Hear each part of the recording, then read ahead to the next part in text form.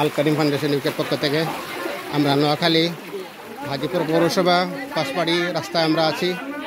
আমরা বন্যা দুর্গতের পাশে শিশু খাদ্য, শুকনো খাবার এবং ঔষধ নিয়ে আমরা হাজির হয়েছি।